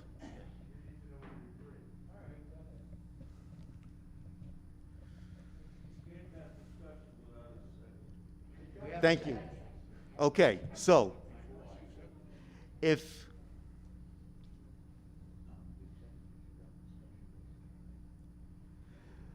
what we're saying is we're supporting decriminalization for medical only. Based on the amendment. My thoughts are this. So if it's for medical only, we're going to require veterans who may be on a fixed income to only be able to purchase from licensed dispensaries instead of growing their own. Is that what we want to do? Okay. Okay. Okay, so let me explain. Let me explain. Anyone that purchases medical marijuana, they have a medical marijuana card, they are authorized to purchase from medical marijuana dispensaries. They're controlled, they're measured, everything is above board, they're taxed. Some states, there's no tax, other states there are tax.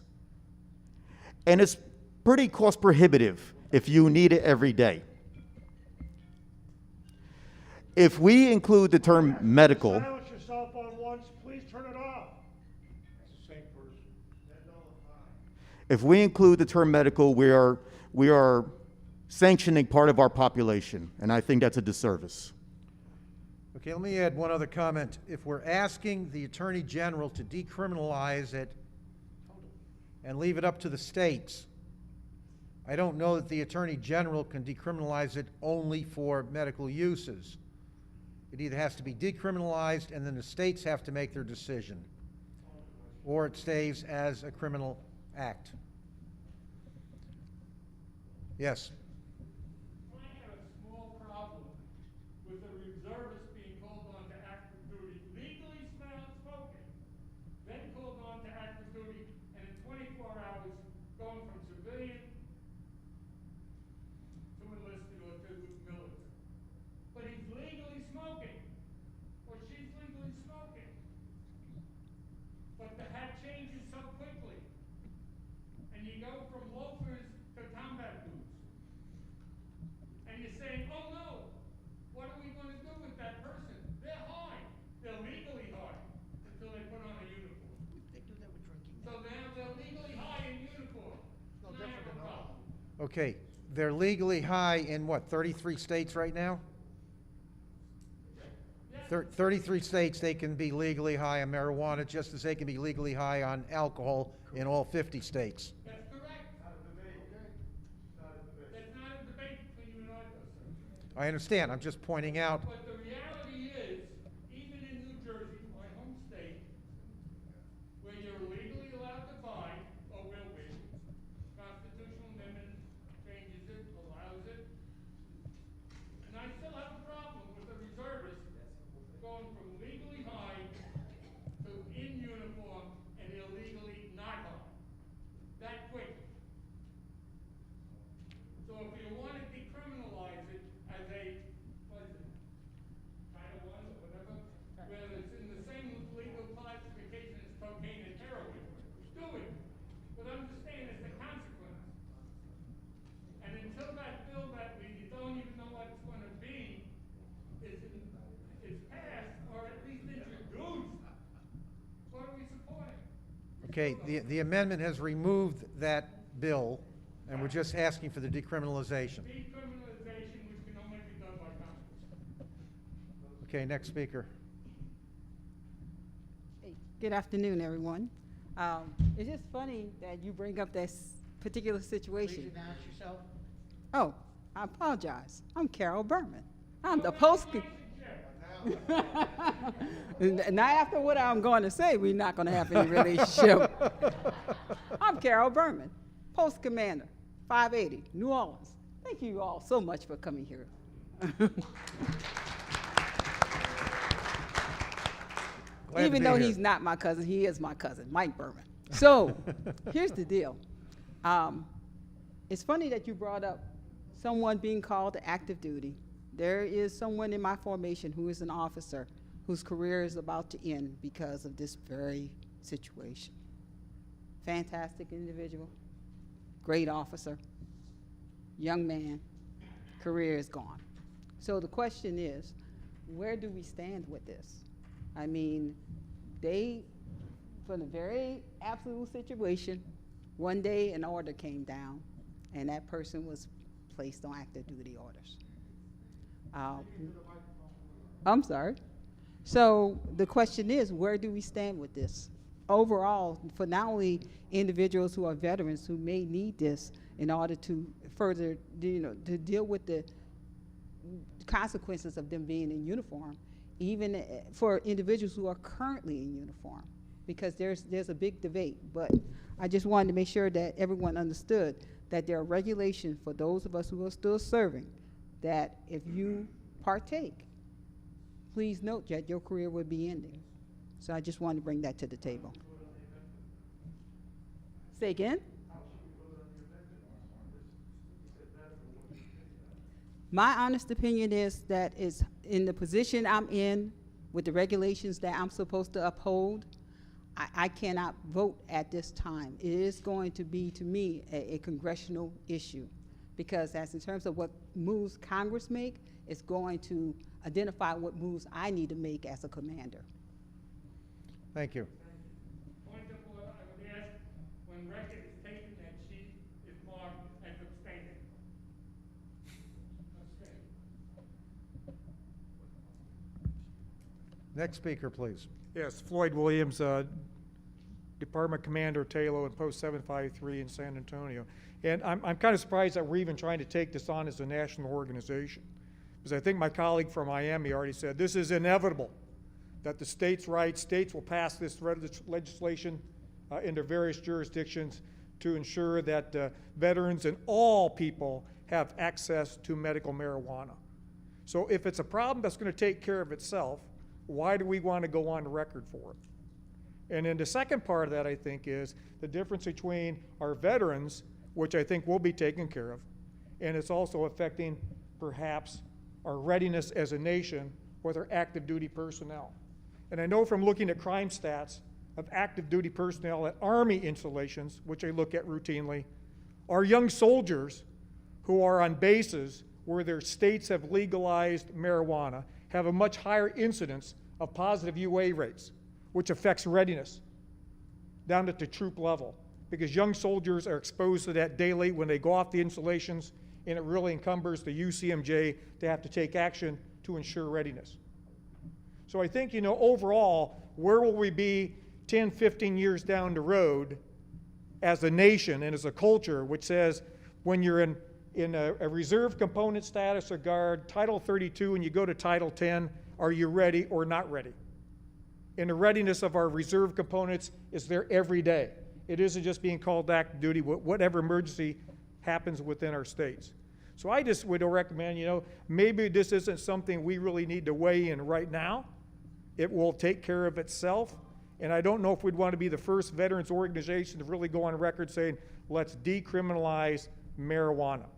Where this act is going to go is all about making money for people who has a vested interest in raising, growing, and selling, not about personal cultivation for veterans. So I just really take a hard look at what we think we are all about and what we need to do. Thank you. Thank you.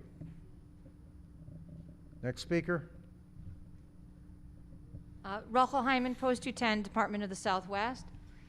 To a certain extent, I hear, what you're saying. On the other side of it, if we say something which, okay, will take care of itself, so why should we be involved with it? There's a certain amount of support that we are giving to people. And if we look at statistics right now, we know that there's a huge opioid crisis.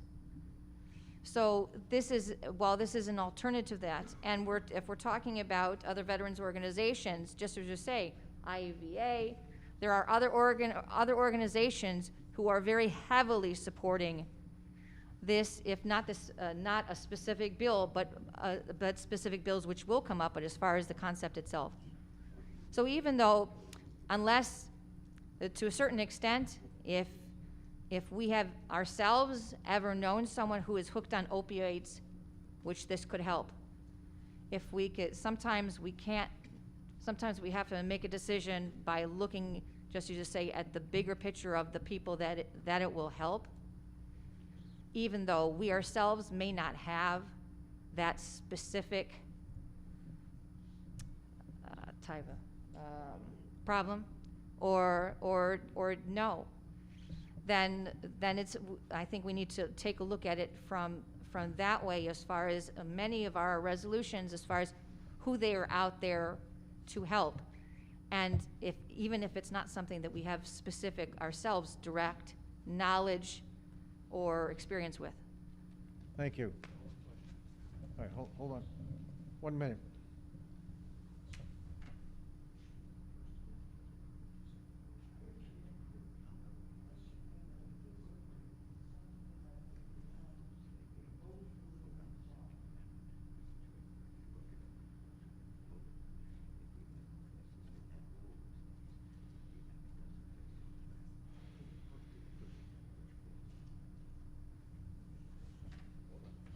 All right, next speaker. Yesterday, we voted on a resolution that supports our guardsmen and reservists, not AGR, just regular guardsmen and reservists, the opportunity to be buried in national cemeteries along with folks that wear the uniform full-time. We show support for them because folks in here believe that they're veterans and they deserve that.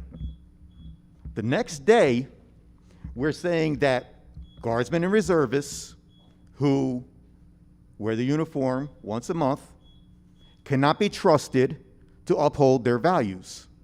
And I think that is wrong. We cannot babysit our population from outside.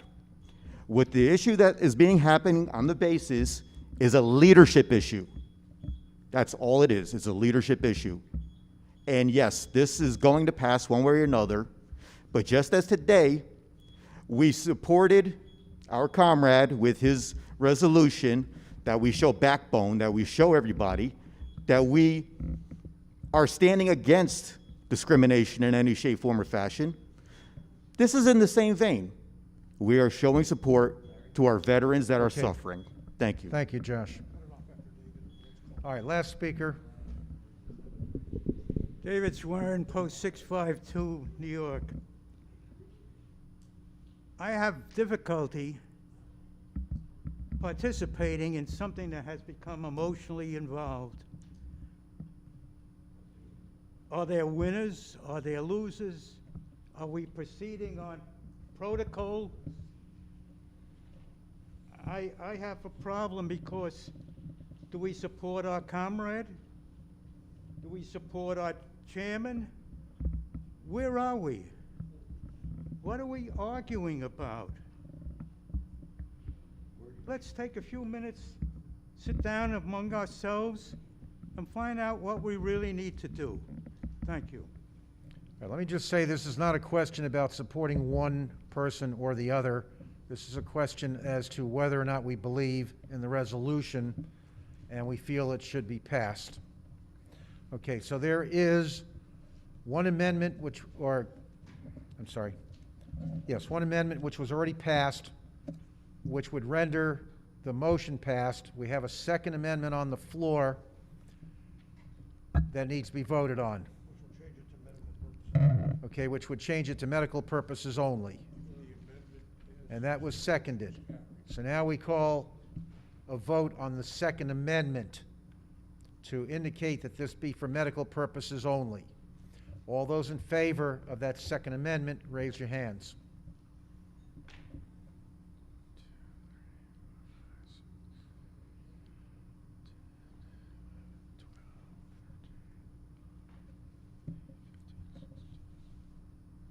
I count 18. All those opposed to the second amendment?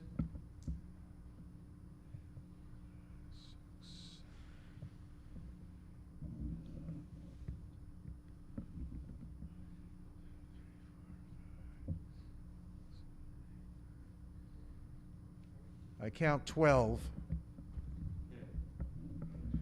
So the amendment passes.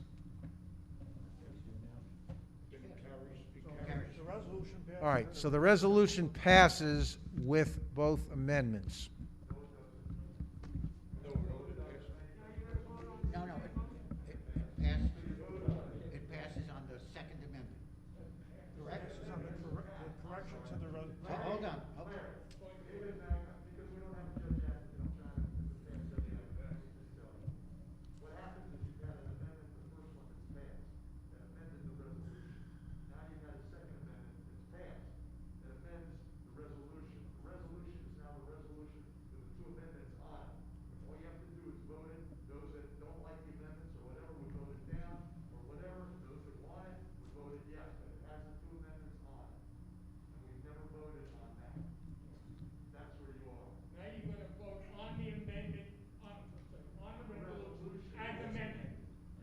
Okay. All right, because I was told once that passes, we don't need the second vote. Do we? Okay. At ease. At ease. We have two amendments. The first one removes the request for congressional action and asks the Attorney General to take it off the controlled substance list. And the second amendment says, for medical purposes only. Okay, everybody clear? Question, Mr. Chair. The amendment is that the Congress has a schedule of dangerous substances. So we're asking the Attorney General to remove that which Congress did? Is that No. what I understand? No, the the Attorney General has a list of controlled substances. We're asking that cannabis be removed from that list for medical purposes only. Very good, thank you. All right, is everybody clear? So with those amendments, we now call the vote. All those in favor of the amended resolution, please raise your hand. All right, all those opposed? All right, the resolution carries by a majority, as amended. Thank you. All right, that concludes the Resolution Committee's work. Thank you. Thank you. Well, that was more work than I thought it was going to be. We will now move into a few reports. First will be the Youth Achievement Awards Committee report by Matt Millen of California. Matt, you want to do it from the floor or you want to do it from the podium? No, it's okay. I'll just do it. Matthew Millen, Post 118. So the first 6 awards are given to veterans. The Robert Zweiman Award, $5,000, given to Ashley Bianchini. She's attending graduate school at Old Dominion University. She's a Navy veteran. Sidney Leppy Memorial Grant of $5,000 given to Reed Hill. He will be a freshman at the University of Utah. He's a Marine. Where's the Marine? Okay. Charles Kozmutsa Memorial Grant, $2,500 to Daniel Joseph. He's attending graduate school at Grand Canyon University, Army. $1,000 Brian Kirk. He will be attending Georgetown University, Navy. Max Aaron Irene Rubenstein Memorial Grant, $1,500 to Erin May Ayers. She's attending the School of Diplomacy and International Relations at Seton Hall University, Navy. Leon Brooks Memorial Grant goes to Carl Chen. He's attending a doctoral program at Trident University International, Air Force. So we covered everybody except the Coast Guard. The following are, Space Force, yeah. I don't, the following 3 are high school seniors going to college. Clifford Lee Education Grant, $1,250, goes to Colin Speaker of Connecticut, submitted by the Department of New York. He's attending the University of Pennsylvania.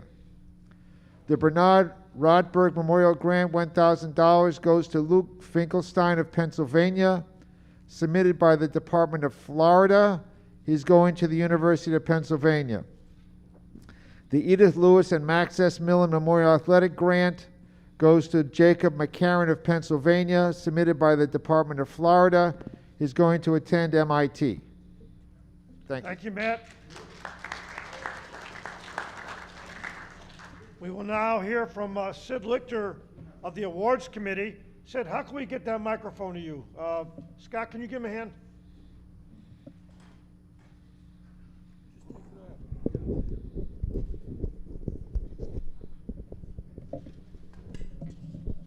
You have to come a little closer.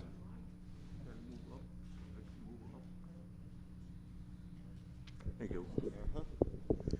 First off, I'd like to thank the members of the committee who voted either here or online.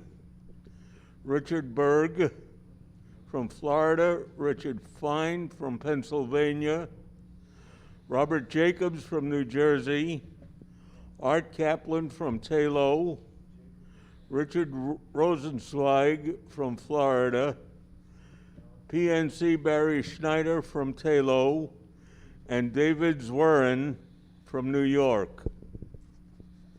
Thank you all, gentlemen.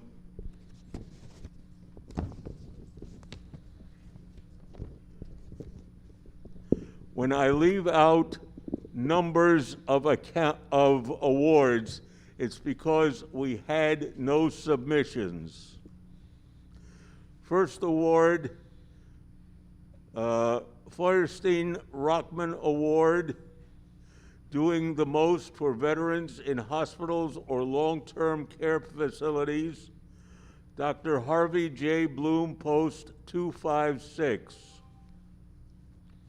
Ben Kaufman Award, doing the most for underserved veterans, Dr. Harvey J. Bloom, Post 256. Wolfson Award, outstanding work in community building, Dr. Harvey J. Bloom, Post 256. They were the only post that submitted for it. Number 4, National Commanders Award for the echelon going above and beyond a true mensch. Ensign Lawrence D. Soloway, Post 652. Number 9. We had no numbers 5, 6, 7, or 8. Number 9 is the Edward D. Blatt Award for Outstanding Commander, presented or given by a post that, by a committee that contained at least 3 past national commanders. 3 post commanders. That goes to the Ensign Lawrence D. Soloway, Post 652. Wrong one. Jeffrey Blonder, Department of Massachusetts. Number 10, Brenner Jaffe Memorial Awards, Best Print Newsletter or Bulletin. Monthly, Dr. Harvey J. Bloom, Post 256. Bi-monthly, PFC Frederick Hecht, Post 425. Outstanding Email Newsletter Award, Martin Hochster Memorial, Post 755. Most Improved Online Engagement Award, Best Use of Social Media and or Echelon website to engage with members of the public for Facebook, Department of Massachusetts.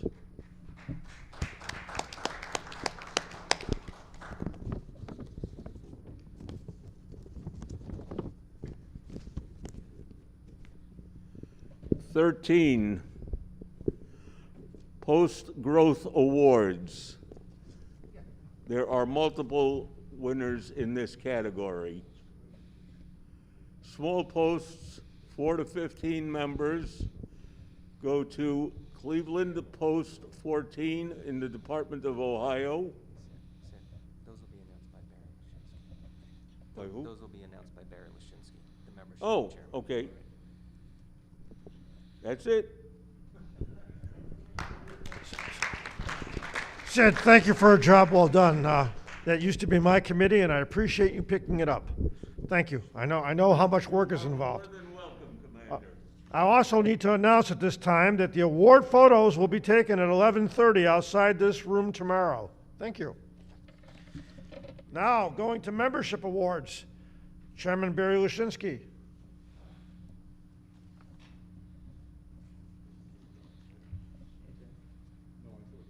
Thank you, Commander. As announced yesterday, because of the COVID and our pandemic, because of the COVID and the pandemic, our numbers have been relatively low. But as far as a small post, which is 4 through 15 members, we had a tie in 4 posts. The first post is in the Department of, in Cleveland, Post 14 of Ohio. I'm sorry, let me go back. Post 14 in the Department of Ohio, and I do not have the name of the post, but they're one of the 4 in the small post category. What is it? Oh, that's right, I said. Cleveland Post 14 in the Department of Ohio. I don't have a name of that post other than Cleveland Post 14.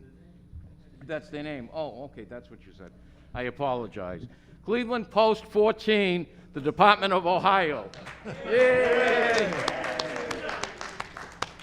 Colonel Irving Haymont, Post 299, Department of Virginia, North Carolina.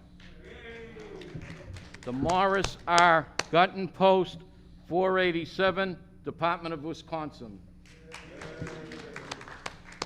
Victory B. Friedman, Post 613, Department of Florida. For a medium-sized post, which is 15 through 30 members, Marisak Feldman, Post 145, Department of Wisconsin. For a large post, 31 through 50 members, Austin Post 757, Department of Taylor. For a bountiful post, which is 51 plus members, the S.J. Miller Memorial Post 631, Department of Florida. Commander, that concludes my presentation. Thank you. At this time, we will have a presentation by Richard Fine of Pennsylvania.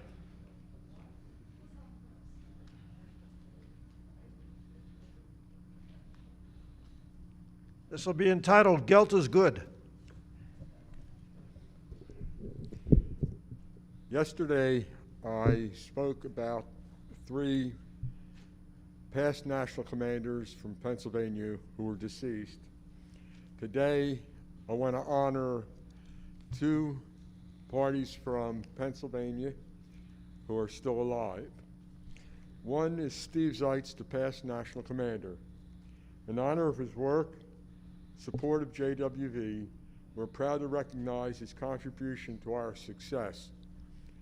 As an aside, Steve is currently suffering from several serious problems, including cancer and kidney problems.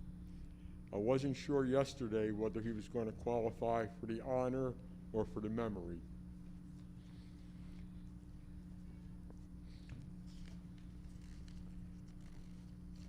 The second one I want to recognize is Herb Rosenbleeth, who's done an excellent job. Herb always honored his father. Herb's dad was one of the founding members of South Philadelphia Post 98. One of the World War I veterans that helped to establish the post. We were very grateful to have Herb as a member.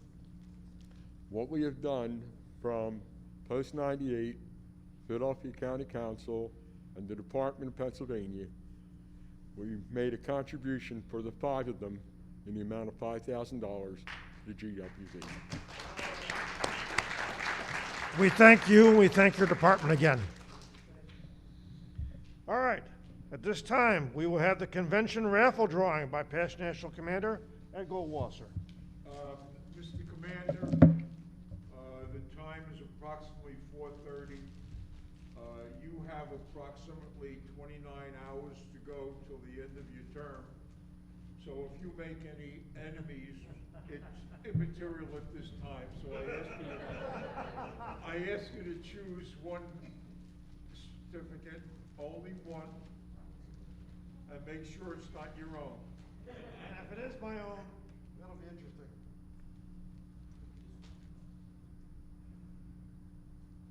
Michaels.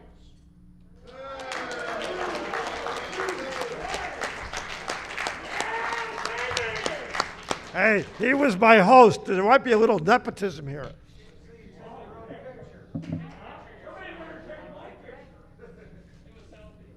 You are the recipient of the check for $250.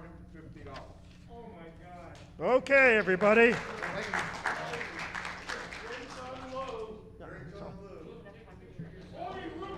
All right. All right, everybody, listen. We ran out. It looked like we were going to have excess time, but we don't.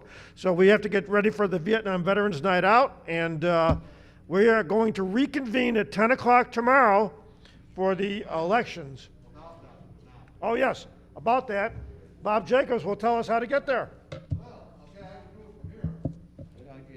Or up here, one or the other. For those of you who are attending the Vietnam Night Out on the table just outside the door, there's a stack of maps that look something like this. There's a very nice computer-generated map that we did this morning. Pick it up. Basically, you're going out the front door of the hotel. You're making a right, walking up to Bourbon Street, hanging a left, and 115 Bourbon Street before you get to Canal Street. If you pass Canal Street, you've gone too far. One other caution, though.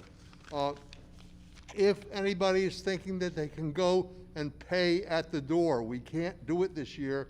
We had to give the numbers into the restaurant yesterday, and because of COVID restrictions, they're not accepting any other people other than the number we gave them. All right, so please don't do it because it'll just cause us all aggravation, and that's not what we want. Okay, thank you. That's it. All right, thank you. Officer of the day. Please close the altar.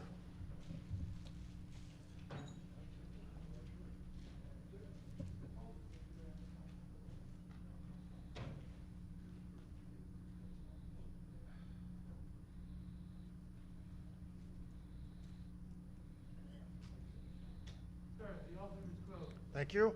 Face the flag. We're going to do it Army style. Present arms. Order arms. We'll reconvene tomorrow, 10 o'clock.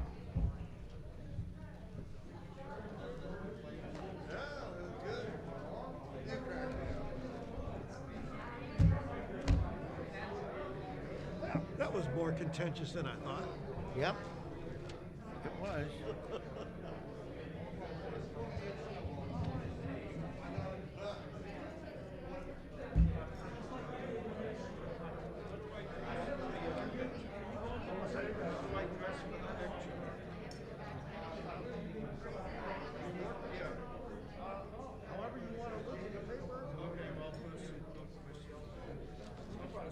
Are you going tonight? Yes. Probably would be, you know, that would probably been a better time to do the photographs. Obviously not during the election now. Yeah, no, that's all right. Yep. Okay. Are you going to the gym tonight? I'm going to. Are you going to be on? Yeah. You know, because when I saw those helicopters being pushed off the carrier, you know, I was right there with you guys, you know. I'm just going to change, so I'm just taking my jacket and tie off, and opening my shirt up and relaxing. I'm not going to knit one on. Ditch the white one. I have a white knit shirt with the JWV logo. Yeah. All right. I'll see you guys in an hour or so. Yeah.